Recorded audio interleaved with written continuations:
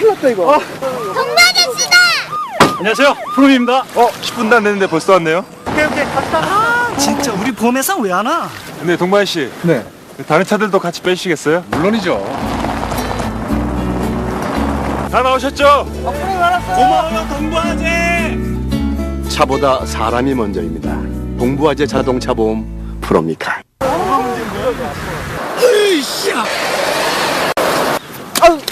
이거 뭉쳤는데 큰일 났다 이거. 안녕하세요, 프롬입니다. 10분도 안 됐는데 벌써 왔네요. 오케이 갔다. 진짜 우리 보험회사 왜 안 와? 근데 동반 씨, 네. 다른 차들도 같이 빼주시겠어요? 물론이죠. 다 나오셨죠? 고마워요, 동부아재. 차보다 사람이 먼저입니다. 동부아재 자동차 보험 프로미카.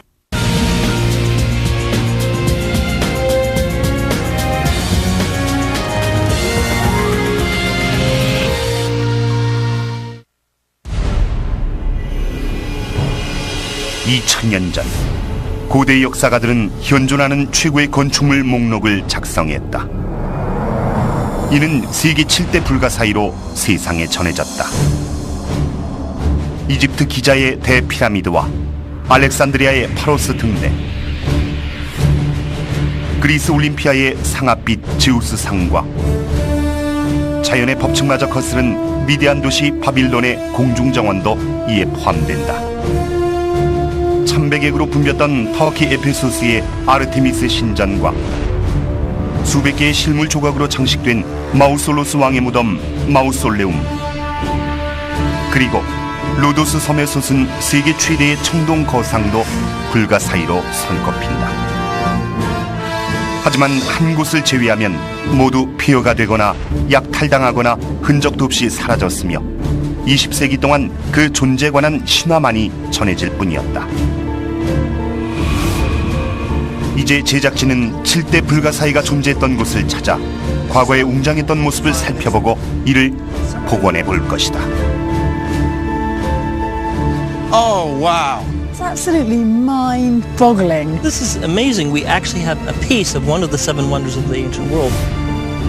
지진으로 붕괴되거나 치매에 묻히고 현대 건물들 속에 숨겨진 유적을 복원하고자 그 증거를 찾아 나설 것이다. 이로써 고대의 첨단 기술과 엄청난 규모의 위협을 재조명하려 한다. 이제 세계 7대 불가사의의 비밀을 찾아 여행을 떠나보자. 세계 7대 불가사의의 진면목은 오랫동안 논란의 대상이었다. 대피라미드는 3,500년이 흐른 오늘날까지 건재하지만 수많은 전설에 비해 실존 증거가 빈약해 불가사의의 존재 자체에 관한 의문까지 불거졌다. 이제 그 신화와 진실의 경계를 밝혀볼 것이다. 마크 텔레스닉은 이스라엘 공대의 지질공학자다. I had no idea that we were going to see so much physical evidence left over. 또한 멤피스 대학의 역사가 피터 브랜드는 고대 이집트학의 전문가다. What's interesting to me is trying to get to the bottom of the facts about these marvelous structures. There must have been real wonders. These weren't just invented out of people's imaginations. 테사 던롭은 옥스퍼드에서 수학한 고전학자로 세계 7대 불가사의의 선정 배경을 조사하고자 런던으로 향했다. 그녀의 행로를 따라가보자. What I find fascinating about the Seven Wonders is that they didn't just come from nowhere. Considerable thought was given to what went on the list. And I want to find out who it was that decided what went on the list and why those seven in particular. 세계 최대의 고대 유물을 보유한 대형 박물관에서 던롭은 역사가 로이드 루벨린 존스 박사와 함께 그리스 목록의 원류를 파악하려 한다. So what exactly makes a wonder? What's the definition? That's a good question, because the Greeks themselves, wouldn't really have used the word wonder. When these lists were originally put together, the Greeks used the word theatum, so which means sort of to see, a sight worth visiting, that kind of thing. When the list progressed in later centuries, so they changed that word to thauma, which means a wonder. 그리스 문화가 고대 세계를 지배할 무렵 작성된 이 목록은 관광 명소 이상의 의미가 있었다. 알렉산더 대왕은 최강의 군대를 이끌고 인도부터 이집트까지 영토를 확장했다. 이에 그리스인은 인류의 신기원을 여는 선구자로 자처하면서 자신들의 영토에 속한 위대한 유적의 목록을 선정하고자 했다. So, with all these incredible man-made wonders, why 7 and why in particular these 7? We know that Babylonian mathematicians and astrologers were very keen on the number 7. So in a way, 7 is the ultimate number. So I suppose it encompasses everything, the concept of completeness. 헤로도토스 같은 고대학자도 명소를 기록했지만 최초로 7대 불가사의가 선정된 시기는 기원전 2세기 무렵이다. 이 목록을 작성한 주인공은 시돈의 안티파테르다. Here he talks about the fact that he has set his eyes on the lofty walls of Babylon, which is wide enough for chariots, a statue of Zeus. Then he talks about the Colossus of the Sun and the Hanging Gardens. He talks about the huge labour of the pyramids and then the vast tomb of Mausolus. But he says that the greatest of all of these is the house of Artemis. 하지만 현재 7대 불가사의로 꼽히는 알렉산드리아 파로스 등대에 관한 언급이 빠져 있다. 파로스 등대가 최초로 포함된 시기는 서기 6세기경이며 오늘날 7대 불가사의의 목록은 500년이 채 안 된 기록이다. The canon that we know today really comes down to us because of the influence that we had in the Renaissance period, from the Renaissance and into the Enlightenment, when artists, particularly German and Dutch artists, were recreating visual representations of what they thought the 7 wonders of the world looked like. And this is the canon that we accept today. 마틴 반 힘스커크의 이런 판화를 통해 7대 불가사의가 재조명되면서 사람들에게 상상력을 불어넣었다. 하지만 그의 작품들은 1000년 전의 유적을 상상으로 묘사한 것들이 많았다. 때문에 유적의 존재를 입증하는 고고학적 증거가 필요한 상황이다.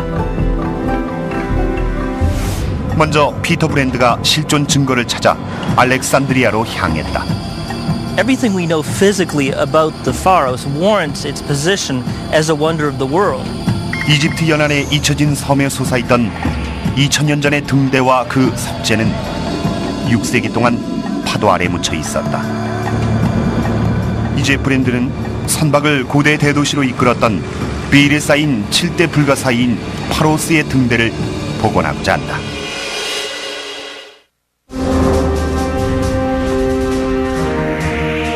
현재 제작진은 고대 7대 불가사의의 본 모습을 복원하고자 노력 중이다. 기원전 3세기경 작성된 이 목록은 수백 년 후 이를 주제로 한 판화의 등장으로 세상에 널리 알려졌다.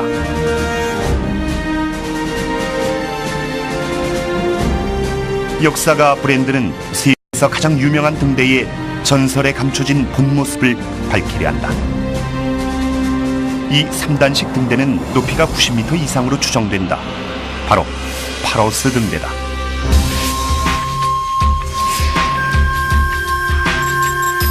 알렉산드리아는 카이로 북쪽 225km 근방이다. 이곳은 2000년 이상 이집트 최대의 항구 도시였다. 바로 알렉산더 대왕이 기원전 331년 자신의 이름을 붙인 곳이다. I'm here in a busy marketplace in modern Alexandria, which is appropriate since ancient Alexandria was the commercial center of the Mediterranean world. 고대의 대도시 알렉산드리아는 이집트 중심에서 그리스 문화의 꽃을 피우며 학문과 상업의 메카로 번영했다. 하지만 지식의 보고 역시 고대 대도시의 모습과 함께 사라졌고 파로스 등대도 전설로만 남았다.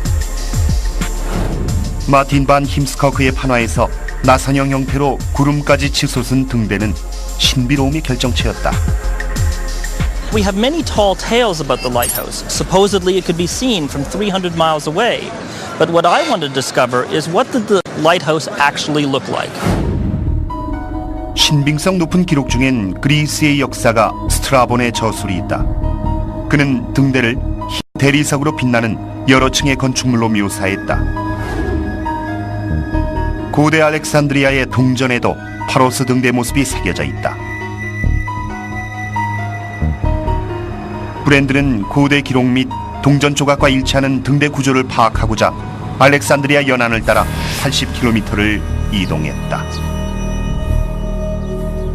이 유적은 파로스 등대가 건재할 무렵 이집트의 고위 인사를 기리고자 세운 것으로 동전 조각과 놀라울 만큼 유사하다. It matches in a very reasonable and believable way the descriptions that we have. You have a square base, a middle section which is slightly smaller that is octagonal in shape, and finally, smaller still, a round cylindrical tower at the top. 고대의 기록 및 조각과 일치하는 기묘한 형태로 볼 때 이 유적은 파로스 등대의 축소형 모델로 추측된다. It makes perfect sense for somebody, some ambitious individual at some point, deciding they were going to make their own mini lighthouse, this wondrous local landmark.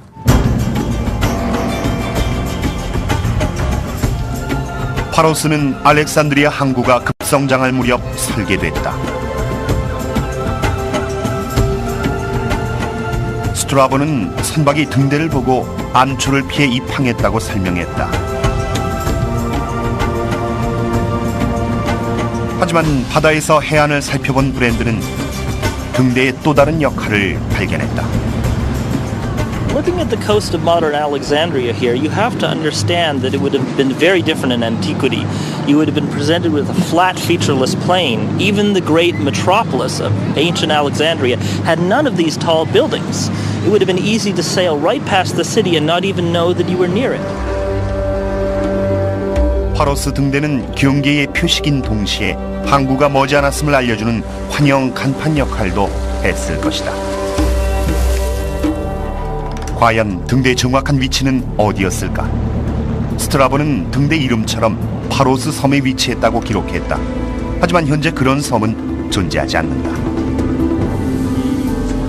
브랜드는 지난 10년간 파로스의 유적을 탐사한 콜린 클레멘츠를 만났다. 클레멘츠는 수세기에 걸친 해안의 변화를 설명했다. There was no land here. If you take a line from perhaps those two minarets and then just sweep away all the construction down to perhaps that modern square black tower there. There was no land. All there was a causeway which linked the continent to the island of Pharos. 기원전 3, 4세기경 수백 미터의 바닷물이 본토에서 작은 땅덩어리를 갈라놓았다. 이에 석재로 둑을 건설해 양쪽으로 갈라진 알렉산드리아 항구를 이었다. 이후 수백 년간 자연적으로 쌓인 점토층이 해안선을 밀어내면서 새 육지가 생겨 건물이 들어선 것이다. 따라서 등대의 정확한 위치 파악이 어려운 실정이다.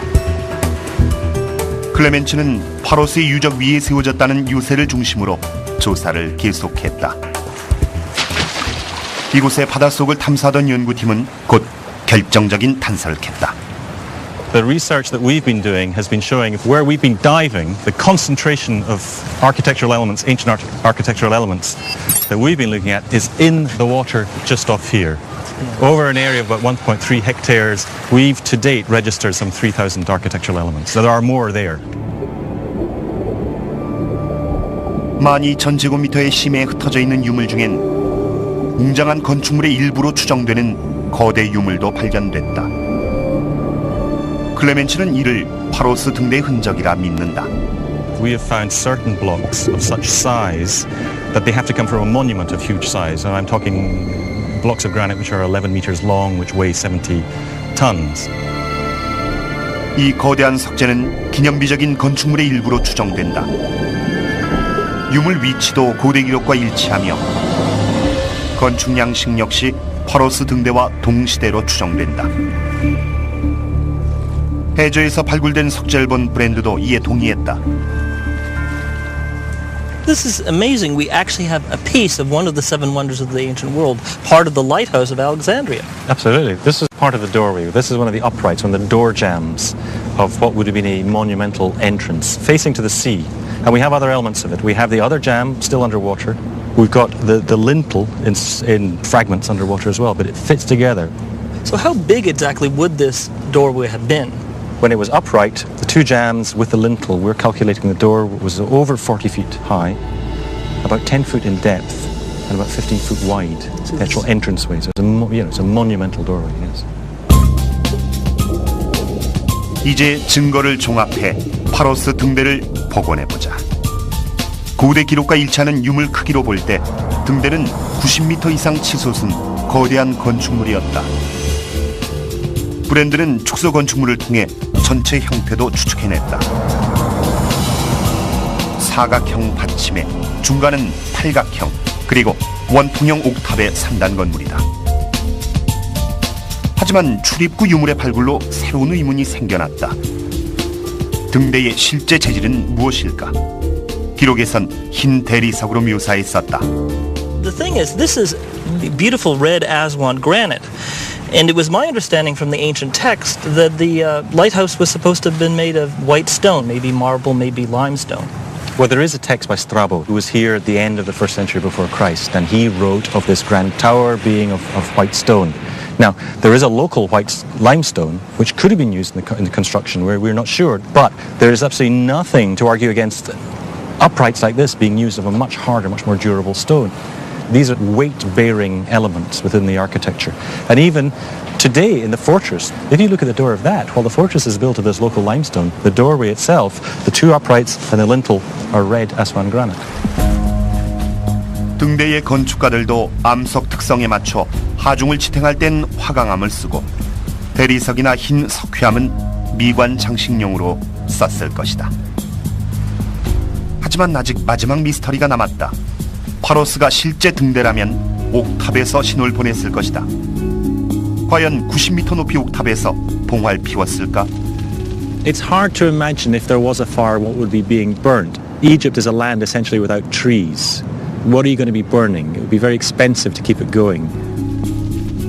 학계의 의견도 분분해 파로스 등대가 실존했던 1600년 동안 기술을 도입해 개량했다는 설도 있다. 따라서 확증은 없지만 실제 불을 피웠을 가능성도 있다. Even if there was no light at the top, it would have shone in the sun and therefore would have been a beacon just because of the material that the building was made of. 이제 파로스 등대를 복원해보자. 우선 하단은 적색 화강암 재질의 멋진 현관과 조각으로 건축됐다. 흰 석회암 외관의 등대는 워싱턴 국회의사당과 맞먹는 높이다. 따라서 단순한 등대가 아닌 이 고대 대도시를 만방에 알리는 상징물이었던 것이다. 바다 너머 북서쪽으로 800km 떨어진 에페소스에는 더욱 장엄한 건축물이 존재했다.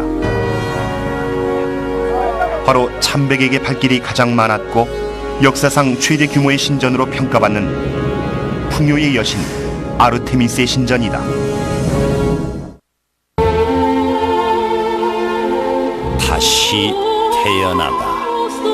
TV가 인터넷을 만나 IPTV로. 메가 TV. 왜 난 안 되지? 다시 태어나다. TV가 인터넷을 만나 IPTV로. 메가 TV. 왜 난 안 되지? He's saying, yeah, when we saw it, we were very, very surprised. What do you make of that? Have a look. The head was very small. It's a unique. Everybody here is aware of the story. Now the hunt begins.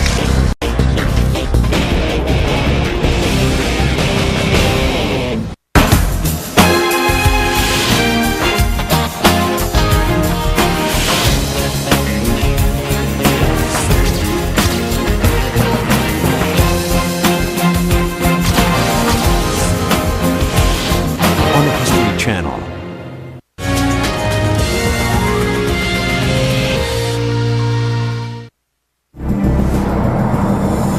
7대 불가사의는 고대에도 전설로 통했다. 그중 가장 번화했던 유적을 소개한다. 바로 길이 128m에 폭이 73m로 웅장하게 세워진 아르테미스 여신의 신전이다.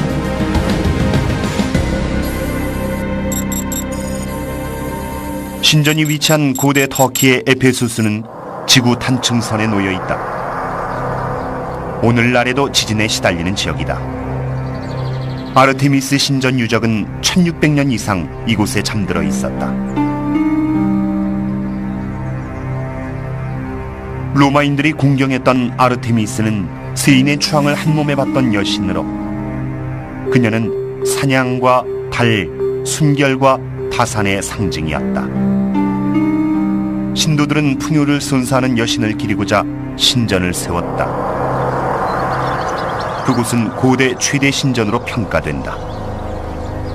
하지만 널리 알려진 신전의 이미지는 본 모습과는 거리가 멀다. The best known image we have of the temple is this Heemskirk drawing from the Renaissance period. And he was a man who very much allowed the present to influence his interpretation of the past. So what we've actually got is a picture of a sort of squat-looking Italian church. Now I want to know if this actually represents the temple in any way, or if in fact it was infinitely more superior. 틸사 던롭은 신전 유물과 주변 마을을 수년간 탐사한 고고학자 줄리언 베넷을 찾았다. What relation does Ephesus have with the Temple of Artemis itself? Very closely connected. The shrine of Artemis was probably established a long time before there was any real settlement here. But over time the shrine attracted people, the temple attracted people, so you get the settlement developing here as well. 신전이 세워지기 수세기 전부터 소규모 사원은 존재했다. 그리고 1년 내내 참배객들이 드나들었다. 아르테미스 신앙이 널리 퍼지자 마을도 발전했다. 순례 행렬이 번영을 선사하면서 에페소스의 명성도 높아졌다. 신흥 종교도시로서의 입지를 다진 것이다. 기원전 550년경 크로이소스 왕이 새로운 신전 건축을 지원했다. 이로써 7대 불가사의 중 하나가 탄생한 것이다. 오늘날의 신전 관광객들도 여신상을 기념품으로 구입한다. 하지만 과거 이 거리를 메웠던 참배객 수는 더 엄청났다. 현재 산재에 있는 신전 유물은 과거 규모의 일부에 불과하다. So these rocks, are these all from the original temple that we're seeing along here? They are indeed. And this is where it would have been, yes? This is precisely where the Temple of Artemis at Ephesus was. Because actually what's left means it's very hard to get your head around what it would have looked like. Hard for archaeologists as well. You really have to use your imagination. The whole temple complex would have filled this entire area we're looking down here now. It's absolutely mind-boggling. 로마의 역사가 플리니우스의 묘사에 따르면 신전의 대리석 토대는 가로 128m, 세로 73m 규모였다. 그리고 위로 18m 높이의 기둥이 신전 지붕을 떠받치고 있었다.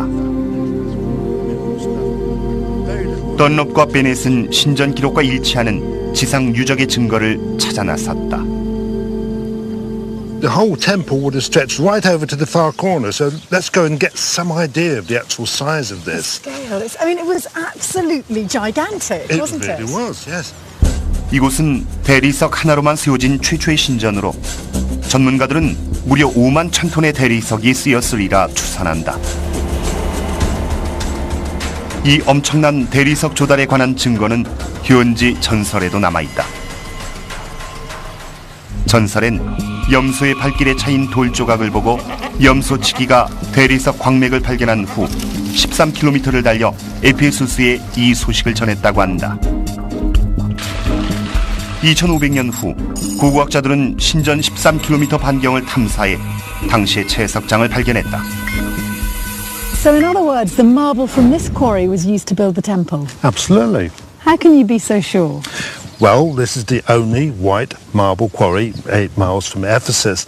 The other way is through chemical analysis. We can actually analyse marble and tell where it comes from. So the marble matches up? The marble matches up without too much of a problem. But somehow, Julian, I imagined that the quarry would be this gleaming white hole. And yet we've come here and, well, it's very drab to look at. It's not what I imagined marble to be like. Well, this has been exposed now for over 2,000 years, but if you look around, this is the grey marble that's on the top, but what we really want is this stuff here. This is the white marble, and you can see it's really quite shiny and glittery. Yes, And originally, once polished, this would have been really superb. Imagine vast pillars built of that. True. 대리석이 현장에 도착하면 공사가 시작됐다. But if you look in this area here, the foundations of part of the temple that was one of the seven wonders. I'm sitting on those foundations. This is it, made of this nice white marble. From what I can see, this is a clean line. There's actually no mortar there, is there? All this is dry stone built.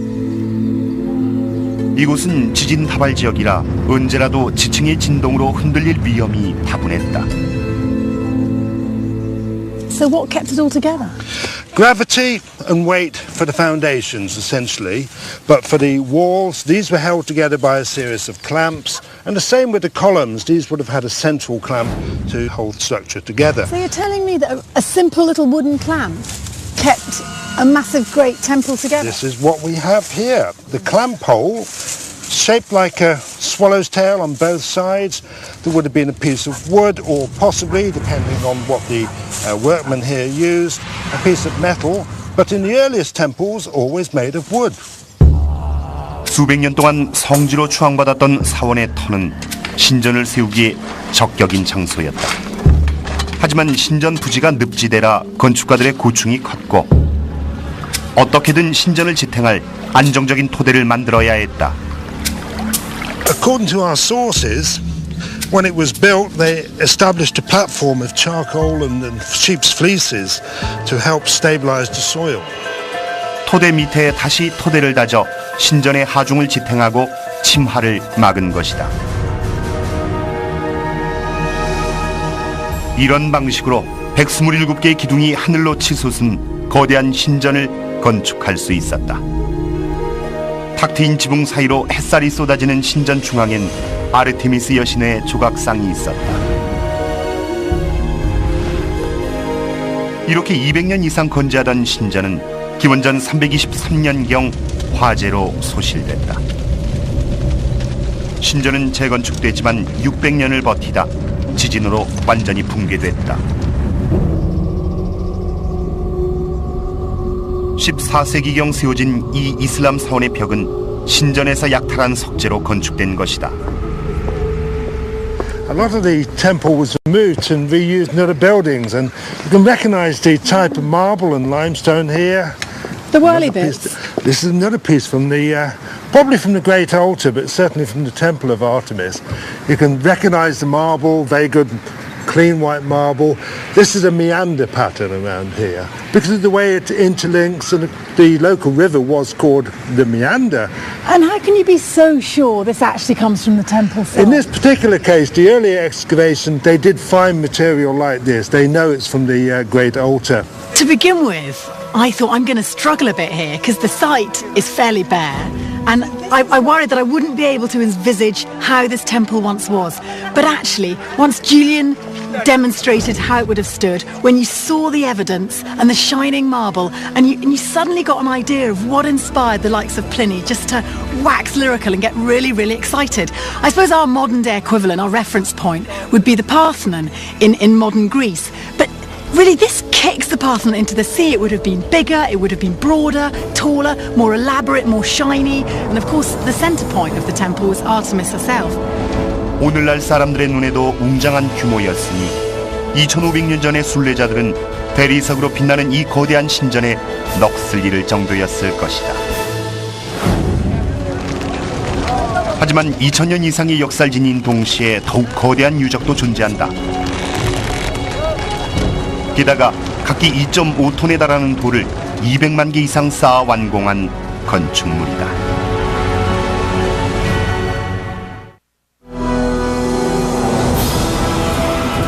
7대 불가사의의 최초의 목록은 기원전 3세기경 그리스 역사가인 시돈의 안티파테르가 작성한 것이다.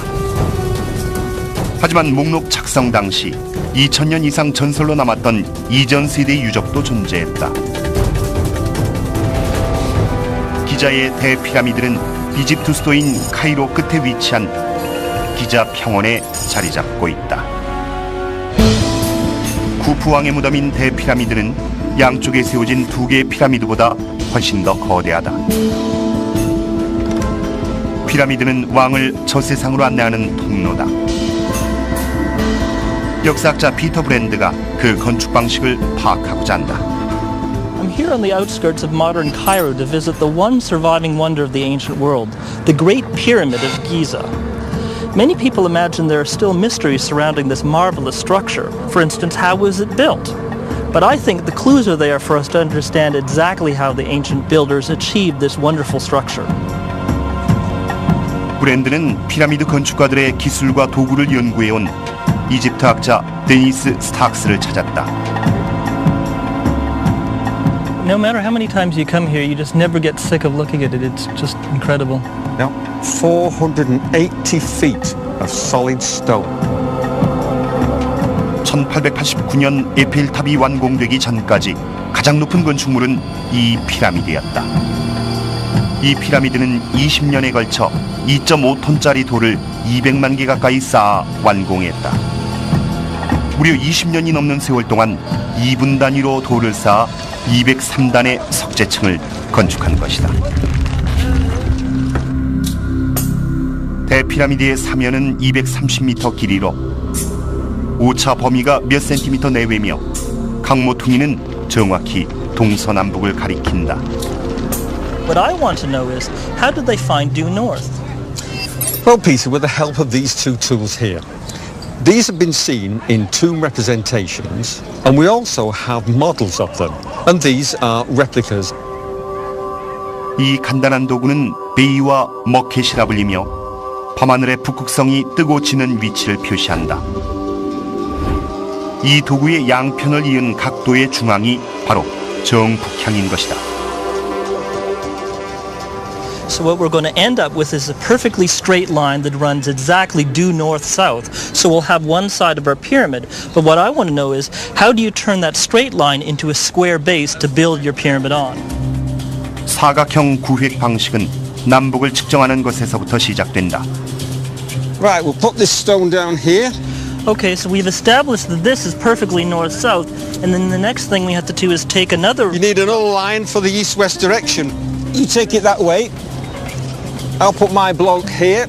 Right, put yours down a minute. That's good. Yeah. But how are we going to make sure that this is exactly at right angles, that this is due east-west?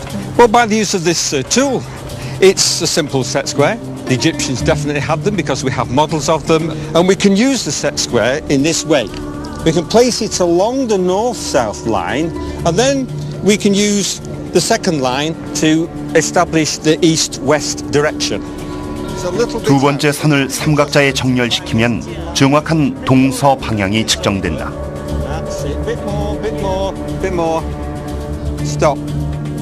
한 면을 정확히 측정한 후 다음 모서리로 옮겨 작업을 반복해 사면이 완성되면 재측정을 거듭하며 오차를 없앤다.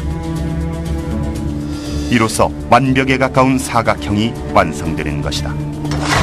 하지만 기술력이 필요한 이 작업도 쉬운 공정에 불과하다. 다음으로 600만 톤에 육박하는 돌을 절단하고 다듬어 운송해야 한다. 피라미드 공사의 흔적이 남은 채석장의 돌벽엔 당시 손수 끌로 채석했던 자국이 남아있다. 수작업으로 절단한 돌은 건축용 벽돌 모양으로 다듬는다. 석공은 망치와 쐐기만으로 솜씨있게 돌을 절단했다. 절단 지점에 세심하게 구멍을 뚫은 석공은 망치질 4번으로 바위를 쪼개버린다.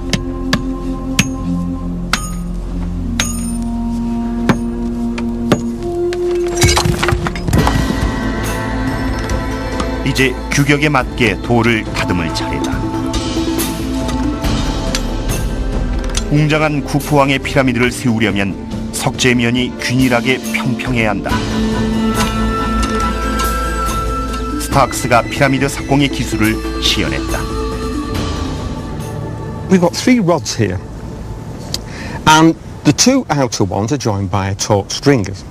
The third one, which is the same length as the other 2, can be used now to check if the surface all the way along under the string is truly level. Well, it is there, so should we move it just a little bit further over there? And let's check this side Oh, yes. Very nice.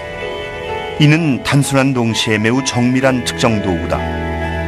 석재를 피라미드에 쌓은 후엔 다른 도구로 측정한다. 석재면이 평평한 것은 기본이고 사면이 정확한 각도를 유지해야 하기 때문이다. 수직면은 알파벳 F자 모양의 자로 측정하는데 줄이 하단 막대에 걸쳐지면 평평하다는 뜻이다. 고대 이집트인의 수평기였던 알파벳 A자 형태의 자는 석재의 수평을 측정한다. Let's look at our level and see if it's true, and it looks to me that it is. Now, presumably, if this was off, we'd get something like this. That's right. You would see the line clearly visible and you would know that it was not truly horizontal. 피라미드 위면은 사암 석재로 쌓았지만 내부 석실은 더욱 견고한 화강암으로 건축했다. 구푸왕의 무덤엔 화강암을 통째로 조각한 석관만이 자리 잡고 있다. 처음 석관을 발견한 고고학자들은 이집트인의 수작업 기술에 놀라움을 표시했다. So Dennis, we're here in the burial chamber of Khufu, and this is a solid granite sarcophagus, the first of its kind ever made. How on earth did they do this? We found a mark in the sarcophagus which was made by a tubular drill of copper, and that copper drill was used with sand to grind its way down. Also, the mark tells us, because of its dimensions, how big the drill was, and it was 4.2 inches in diameter. 고대 이집트인들은 원통형 구리두리를 사용해 석관을 통째로 한 조각씩 층별로 파냈다. 그리고 마무리 작업을 통해 작업 흔적을 지운 것이다. What amazes me is they did such a good job that if they hadn't cleaned up this one little bit, we'd have no idea how they did it. That's absolutely right. Without that mark, we just simply wouldn't know how the first granite sarcophagus in the world was ever made. 피라미드의 가장 큰 미스터리는 채석장에서 석재를 운송한 방식이다. 석재 파손을 막자면 굴려 옮기는 것도 불가능했다. 하지만 이후 운송 방식에 관한 실마리가 드러났다. 이 썰매는 2톤 이상의 돌을 운반할 수 있다. About 6 strong men would be needed to pull it on a level surface. 피라미드가 쌓일수록 석재를 더 높은 곳까지 운송해야 했다. 물론 경사로를 건축했겠지만 너무 비탈지면 썰매를 끌기가 불가능했다. The ramps couldn't be more than 7 degrees slope. There's good evidence for this because my experiments have shown that if it is more than 7 degrees, the sledge will slip backwards on its own. 7도 경사를 유지하려면 피라미드가 높아질수록 경사로도 끝없이 길어진다. 결국엔 길어진 경사로가 채석장을 지나칠 수도 있다. 하지만 이를 대체해 피라미드를 둘러싼 경사로를 건축했다는 이론도 등장했다. 물론 사면을 둘러 거대한 석재를 운송하기란 쉽지 않다. 하지만 스탁스는 직선과 사면 경사로를 접목해 공사를 진행했다고 주장한다. I think that it's a solution of the ramp being straight part of the way up because about 2/3 the way up, a lot of blocks have to be hauled up. But after that, the top third, there are very, very much lower number of blocks to be hauled up. And that means that they may then have had a wrapped around ramp for that final 1/3. 그동안 이 피라미드 건축 방식은 이론에 불과했지만 최근 고고학자들이 대피라미드 근처 기자 평원에서 그 경사로를 발굴했다. So this is amazing that it survived here. Oh, it is, yes. And of course this wall retains all the rubble and everything else that's put into the ramp. So it must have been made of loose rubble, and then they built this mud brick wall to hold in the debris. Yes. 이런 방식으로 대피라미드를 20년 만에 완공한 것이다. 그리고 완공 당시의 모습은 오늘날의 형태와 달랐다. 우선 카이로에서 건축자재로 쓰던 매끄러운 석회암으로 외관을 덮었다. 석회암 자재를 사용한 증거는 이웃한 작은 피라미드의 꼭대기에서도 확인할 수 있다.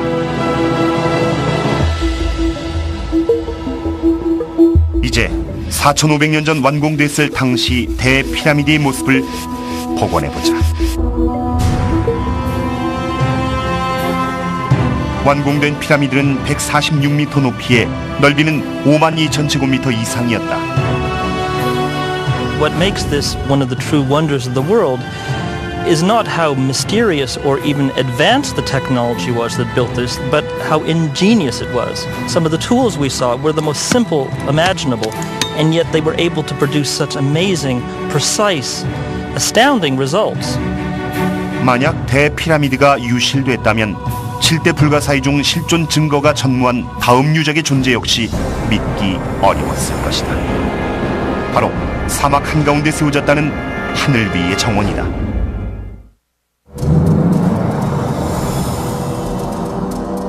세계 7대 불가사의는 놀라운 열정과 기술의 결정체다. 이 중엔 자연 법칙마저 거스른 유적도 있다. 바로 사막의 인공 오아시스다. 이는 바빌론의 궁중정원이라 불리며 7대 불가사의 중 가장 비밀스런 존재로 평가된다. 학계에서도 존재 여부를 놓고 의견이 분분하다. Of all the seven wonders, I actually think that the Hanging Gardens are the trickiest because there's much less to go on. So I want to find out what archaeological evidence is there? What documents are there? And also, what do we in fact mean by the word hanging? And if these gardens were elevated, then how on earth were they actually watered? 바빌론은 가장 호화로운 도시로 유명했다. 이 유적은 바그다드 남쪽 80km 인근의 바빌 지역에 위치해 있다. 수년간 고고학자들은 유적을 탐사하며 공중정원의 실존 증거를 찾아왔다. 그동안 도시 성벽과 궁전, 신전과 같은 놀라운 유적이 발굴됐지만 공중정원에 관한 증거는 전무했다. 확실한 기록이라곤 구약에 등장하는 바빌론 왕의 일화뿐이다. 기원전 650년경 바빌론의 네부카드네자르 2세는 서령문자 기록과 현판 및 원통과 모든 벽돌에 자신의 건축물에 관해 자세히 기록했다. 하지만 공중정원의 기록은 전무하다. 던롭은 대형 박물관에서 바빌론 전문가인 어빙 핀켈 교수를 만났다. Nebuchadnezzar II rebuilt the city from top to bottom, so no expense was spared, and he made sure there was a very detailed record. So everything was written down, he accomplished, boastfully and in detail. And nowhere in any of these lines of cuneiform inscription does it say anything about the garden at all. 고고학적 증거나 왕이 언급한 기록이 전무한 상황에서 왜 공중정원의 존재를 믿는 것일까? 유일한 기록이라곤 그리스 역사가의 저술 뿐이다. 기원전 3세기경 이를 언급한 안티파테로와 스트라본이 그 주인공이다. I think the testimony of the Greeks has to be taken seriously. After all the other wonders did exist. We know that, some of them still do. So something must have existed in Babylon to start the story off. So this is the Greeks writing in a later period, after the Hanging Gardens and Nebuchadnezzar have passed away, as it were. Yes, but some of those Greeks, we have to take what they say very seriously because they were in the truth business. 하지만 공중정원이 실제했다면 왜 왕은 언급하지 않았을까? We know from the Greeks that he married a girl called Amyatis, who was a princess from Media in Iran, from a mountainous country, and the story is that she got homesick and hated the view out of her window, which was flat and boring, and that Nebuchadnezzar built these gardens to keep her happy. Now, that seems to me, although it's quite romantic, also plausible in a way, if you imagine him with all these building plans, saying to the engineers, when you've got time, put something up there which is like a mountainous garden, keep the wife happy kind of stuff. So they did, and if you went down the Euphrates River on a boat as a tourist or you were a visitor and you saw this thing, it might make a big impact on you because gardens are not normally up there, they're usually down there, and they would think it was something miraculous. I think we have to assume they were real. I think Nebuchadnezzar did build something. 네부카드네자르 왕의 위협을 밝히고자 던롭은 바빌론 유물의 최대 소장지인 독일 베를린의 피르가몬 박물관으로 향했다. 던롭은 피르시아 전문가 로이드 루웨일린 존스를 만나 바빌론의 건축 기술과 그 규모에 관해 조언을 구하려 한다. Brace yourself. There you go. 존스는 바빌론에 들어서면 보이는 첫 관문부터 소개했다. 바로 이슈타르의 문이다.